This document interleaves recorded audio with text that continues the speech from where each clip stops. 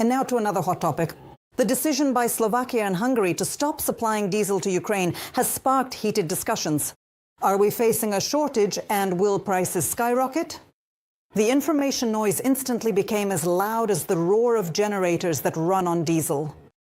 Let me remind you, Budapest and Bratislava have stopped supplying diesel fuel until Kiev resumes the transit of Russian crude oil through the pipeline. Druzhba. So will the Ukrainian market suffer? Who stands to gain and who will lose from the suspension of supplies? Our Yulia Chekichina investigated. This is the Druzhba oil pipeline. Russian oil flows through it to Hungary and Slovakia. The pipeline was damaged back at the end of January. So due to the damaged infrastructure, it is difficult to restore the flow. In turn, Budapest and Bratislava accused Kyiv of deliberately delaying the restoration of transit. We have information that the oil pipeline was supposed to be repaired. I perceive what is happening with the oil today as political blackmail against Hungary because of its uncompromising stance on Ukraine's EU membership. Yesterday, Hungary and Slovakia halted diesel fuel exports to Ukraine until the pipeline is restored. Ukraine's foreign ministry spokesperson noted that the Hungarians' unwillingness to end their reliance on Russian oil is at odds with the European Union's position. And I quote, "It resembles an addiction." There is the Adria oil pipeline, which is fully ready for use, and there are no technical reasons for these countries to remain dependent on Russian oil. For these countries, none exist. But unfortunately, we do not see even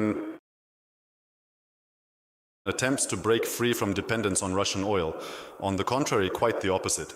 In the policy of the European Union, we see attempts to stay on this needle for as long as possible. And experts see such actions by Budapest and Bratislava as signs of blackmail towards Kyiv. The political leaders who are currently in power are persistently manipulating, let's put it that way, by employing various economic levers and pressures against Ukraine because they are politically motivated in this way.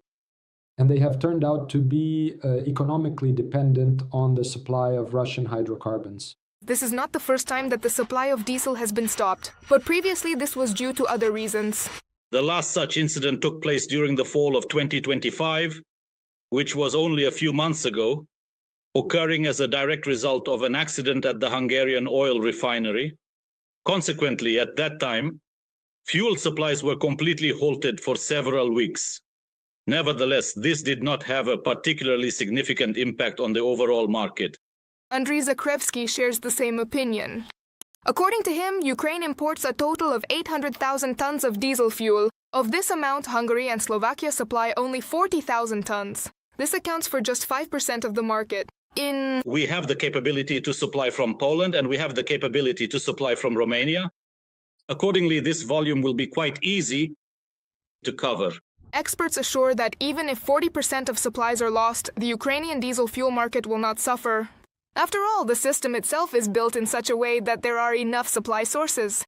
The supply of petroleum products in Ukraine is now so diversified that the loss of perhaps 40% of the supply system will not lead to anything significant.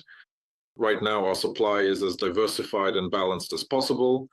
Drivers are most interested in the price. The finance ministry says a liter of diesel costs nearly 61 hryvnias, and since late January, the price has fluctuated by 40 kopecks. Serhiy Kuyun assures no price hike is expected soon. A price increase can only happen if there is a shortage. And as I already said, there will be no shortage as a result of the suspension of these supplies.